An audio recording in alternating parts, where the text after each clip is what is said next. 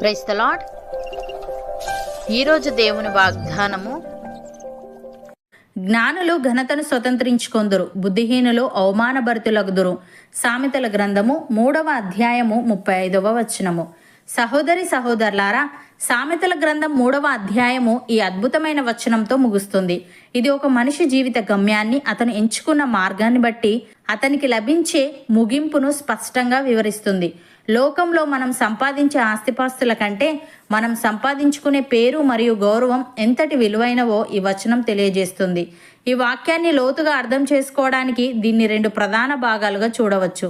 మొదటిగా, జ్ఞానులు ఘనతను స్వతంత్రించుకొందురు అని ఉంది. ఇక్కడ జ్ఞానులు అంటే లోకపు తెలివితేటలు ఉన్నవారు అని కాదు, దేవుని యందు భయభక్తులు కలిగి ఆయన చిత్తానుసారంగా నడిచేవారు అని. అటువంటి వారు ఘనతను స్వతంత్రించుకుంటారు. ఇక్కడ స్వతంత్రించుకొనుట అంటే అది వారికి ఇవ్వబడిన ఒక హక్కు లేదా వారసత్వం. మనం దేవుని జ్ఞానంతో నడుచుకున్నప్పుడు గౌరవం మనల్ని వెతుక్కుంటూ వస్తుంది. మనం అడగకపోయినా దేవుడు మనల్ని 10 మందిలో తల ఎత్తుకునేలా చేస్తాడు. జ్ఞానులు చేసే పనులు లోకానికి ఆశీర్వాదకరంగా ఉంటాయి. అందుకే వారి పేరు తరతరాల వరకు ఘనంగా నిలిచి ఉంటుంది. ఉదాహరణకు, యోసేపు జీవితం జ్ఞానులు ఘనతను స్వతంత్రించుకొందురు అనే మాటకి ఒక గొప్ప నిదర్శనం. తన యజమానురాలు ప్రలోభ పెట్టినప్పుడు, నేను దేవునికి విరోధముగా ఇట్టి ఘోరమైన దుష్కార్యం ఎలాగు చేయుదును అని దేవుని యందు భయభక్తులు కనబరిచాడు. జైలులో ఉన్న, కష్టాల్లో ఉన్న దేవుని జ్ఞానంతో కలలకు భావము చెప్పాడు. ఫలితంగా ఒక పరాయి దేశంలో, ఐగుప్తు దేశం అంతటికి ప్రధానమంత్రిగా, ఫరో తర్వాత అంతటి ఘనతను దేవుడు అతనికి అనుగ్రహించాడు. తన కుటుంబాన్ని మరియు దేశాన్ని కాపాడే ఆశీర్వాదకరమైన పాత్రగా అతడు మారాడు. అలాగే బబులోను రాజ్యంలో దానియేలు మరియు అతని స్నేహితులు దేవుని పట్ల ఉన్న భక్తి విషయంలో రాజీ పడలేదు. రాజు పెట్టే అపవిత్రమైన ఆహారాన్ని తినకుండా దేవుని కట్టడలను పాటించే జ్ఞానాన్ని వారు కలిగి ఉన్నారు. దానియేలులో ఉత్తమమైన బుద్ధి, జ్ఞానము ఉన్నాయని బైబిల్ చెబుతోంది. సింహాల బోనులో వేయబడినప్పటికీ దేవుడు అతన్ని కాపాడాడు. 4 రాజుల కాలంలో దానియేలు అత్యున్నతమైన పదవుల్లో ఉండి అన్యజనుల మధ్య దేవుని నామానికి ఘనత తెచ్చాడు. ప్రియులారా, జ్ఞానము అనేది కేవలం పుస్తకాల్లో చదివి నేర్చుకునేది కాదు. అది దేవుని పట్ల ఉండే భయభక్తుల నుండి ఉద్భవిస్తుంది. యోసేపు, దానియేలు వంటి వారు లోకంలో ప్రలోభాలకు లొంగిపోకుండా దేవుని నీతిని వెంబడించడం వల్లనే వారు అనుకోని రీతిలో ఘనతను స్వతంత్రించుకున్నారు. స్వతంత్రించుకొనుట అంటే కేవలం తాత్కాలిక లాభం కాదు, అది దేవుడు ఇచ్చే శాశ్వతమైన వారసత్వం. లోకపు తెలివితేటలతో సంపాదించిన పేరు కాలక్రమేణా మసకబారవచ్చు, కానీ దైవిక జ్ఞానంతో సంపాదించిన ఘనత తరతరాల వరకు నిలిచి ఉంటుంది. అలాగే జ్ఞాని అయినవాడు కేవలం తన కోసం మాత్రమే జీవించడు. యోసేపు ఐగుప్తును కరువు నుండి కాపాడితే, దానియేలు అన్ని సామ్రాజ్యాల్లో దేవుని శక్తిని చాటి చెప్పాడు. అంటే దేవుడు మనకి ఇచ్చే ఘనత మనల్ని 10 మందికి ఆశీర్వాదకరంగా మారుస్తుంది. మనం దేవుని చిత్తానికి లోబడినప్పుడు లోకం మనల్ని తక్కువ చేసి చూసినా సరైన సమయంలో దేవుడే మనల్ని హెచ్చిస్తాడు. మనుషుల మెప్పు కోసం కాకుండా దేవుని మెప్పు కోసం జీవించేవారే నిజమైన జ్ఞానులు. రెండవదిగా, బుద్ధిహీనులు అవమానభరితులగుదురు అని ఉంది. దేవుని మాటలను పెడచెవిన పెట్టి స్వబుద్ధిని ఆధారము చేసుకొని పాప మార్గంలో నడిచే వారిని బైబిల్ బుద్ధిహీనులు అని పిలుస్తోంది. వారు తాత్కాలికంగా గొప్పవారిలా కనిపించినా వారి ముగింపు అవమానము.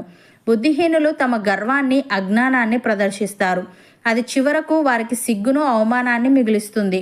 వారు సంపాదించినది ఏది వారిని ఆ అవమానం నుండి కాపాడలేదు. కాబట్టి మనం ఏ మార్గంలో వెళ్తున్నామో ఒకసారి పరీక్షించుకోవాలి. మన అడుగులు జ్ఞానము వైపు ఉంటే మనకు ఘనత లభిస్తుంది, లేదంటే అవమానం ఎదురవుతుంది. ఉదాహరణకు, నాబాలు చాలా ఆస్తిపరుడు కానీ కఠిన హృదయుడు. దావీదు మరియు అతని మనుషులు నాబాలు మందలకు రక్షణగా ఉన్నప్పుడు కృతజ్ఞతగా కొంచెం ఆహారం అడిగితే నాబాలు వారిని చాలా చులకనగా చూసి అవమానించి పంపివేస్తాడు. తన ధనాన్ని చూసుకొని గర్వపడిన నాబాలు దేవుడు అభిషేకించిన వ్యక్తిని తృణీకరించాడు. ఫలితంగా కొద్ది రోజులకే దేవుని దెబ్బకు అతని హృదయం రాయిలా మారి చనిపోయాడు. అతని ఆస్తి, ఘనత ఏది అతన్ని ఆ అవమానకరమైన చావు నుండి కాపాడలేకపోయాయి. అలాగే సౌలు ఇజ్రాయేలీలకు మొదటి రాజు, కానీ దేవుని ఆజ్ఞలను పెడచెవున పెట్టి తన స్వబుద్ధిని నమ్ముకున్నాడు. దేవుడు అమాలేకీయులను పూర్తిగా నాశనం చేయమంటే సౌలు మాత్రం మంచి పశువులను, రాజును దాచిపెట్టి ప్రజల మెప్పు కోసం అబద్ధాలు చెప్పాడు. దేవుని కంటే తన నిర్ణయమే గొప్పదని భావించినందుకు దేవుడు అతన్ని రాజుగా ఉండకుండా త్రోసివేశాడు. చివరికి యుద్ధంలో ఓడిపోయి తన కుమారులతో కలిసి అవమానకరంగా ఆత్మహత్య చేసుకునే స్థితికి చేరుకున్నాడు. జ్ఞానంతో మొదలైన అతని ప్రస్థానం బుద్ధిహీనత వల్ల అవమానంతో ముగిసింది. ప్రియులారా, బుద్ధిహీనత అనేది కేవలం తెలివితేటలు లేకపోవడం కాదు. అది సృష్టికర్త అయిన దేవుని మాటను ధిక్కరించి నేనే గొప్ప అనుకునే అహంకారం. నాబాలు తన ధనాన్ని చూసుకొని గర్వపడ్డాడు. సౌలు తన రాజ్యాధికారాన్ని చూసుకొని దేవుని ఆజ్ఞను నిర్లక్ష్యం చేశాడు. వీరిద్దరి ముగింపు సమాజం ముందు అవమానకరంగానే ముగిసింది. బుద్ధిహీనులు తాము చేసే పనులు సరైనవే అని గర్వంగా ప్రదర్శించుకుంటారు. వారు పొందే గౌరవం నీటి బుడగ వంటిది. దేవుని దృష్టిలో బుద్ధిహీనంగా నడుచుకునేవారు చివరకు తమ సొంత నిర్ణయాల వల్లే సిగ్గుపడవలసి వస్తుంది. దేవుని జ్ఞానానికి చోటు ఇవ్వని హృదయం నాబాలు హృదయం లాగే రాయిలా మారిపోతుంది. అంటే వారు మంచిని గ్రహించే శక్తిని కోల్పోయి తమ నాశనాన్ని తామే కొని తెచ్చుకుంటారు. కాబట్టి మన జీవిత ప్రయాణంలో మనం తీసుకునే నిర్ణయాలు దేవుని వాక్యానికి అనుగుణంగా ఉన్నాయో లేదో నిరంతరం పరీక్షించుకోవాలి. స్వబుద్ధిని ఆధారం చేసుకోవడం కంటే యెహోవా యందు భయభక్తులు కలిగి ఉండడం క్షేమకరమనే సత్యాన్ని గ్రహించాలి. సహోదరి సహోదరులారా, ఈరోజు మీరు మీ జీవితంలో ఘనతను కోరుకుంటున్నారా? అయితే దేవుని జ్ఞానాన్ని వెతకండి. మీరు చేస్తున్న పనులలో, మీ వృత్తిలో మరియు మీ వ్యక్తిగత జీవితంలో దైవభీతిని కలిగి ఉండండి. మీరు అలా ఉన్నప్పుడు మనుషులు మిమ్మల్ని తక్కువగా చేసినా దేవుడు మిమ్మల్ని హెచ్చిస్తాడు. ఆయన మీకు ఇచ్చే ఘనతను ఎవరూ దొంగిలించలేరు. మీరు జ్ఞానులుగా వర్ధిల్లి సమాజంలో ఒక మంచి పేరును సంపాదించుకోవాలని దేవుడు ఆశిస్తున్నాడు. మీ జీవితం దేవునికి మహిమకరంగా, మీకు ఘనతగా మారునుగాక. మీ కుటుంబం మీద దేవుని కృప ఎల్లప్పుడూ ఉండునుగాక. అవును అన్నవారు నాతో పాటు ప్రార్థనలో ఏకీభవించండి. పరిశుద్ధుడా, ప్రేమగల తండ్రి, జ్ఞానులు ఘనతను స్వతంత్రించుకొందురని, బుద్ధిహీనులు అవమానభరితులగుదురని, లోకంలో మేము సంపాదించే ఆస్తిపాస్తుల కంటే మేము సంపాదించుకునే పేరు మరియు గౌరవం ఎంతో విలువైనవని నీవు సెలవిచ్చావు. తండ్రి, నీకు స్తుతులు.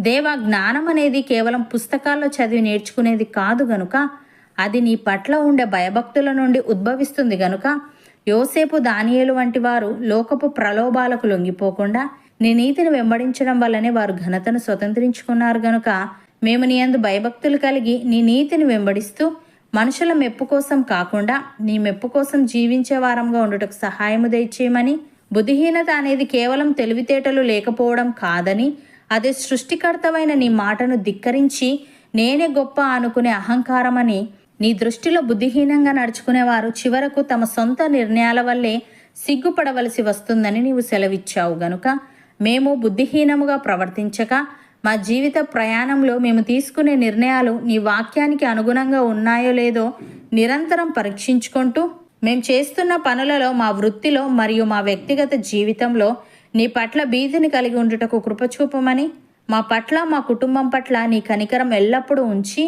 నీకు మహిమకరంగా, అనేకులకు ఆశీర్వాదకరంగా మాలో ప్రతి ఒక్కరి జీవితాన్ని నీవే మార్చమని యేసుక్రీస్తు నామమున ప్రార్థిస్తున్నాము తండ్రి. ఆమెన్.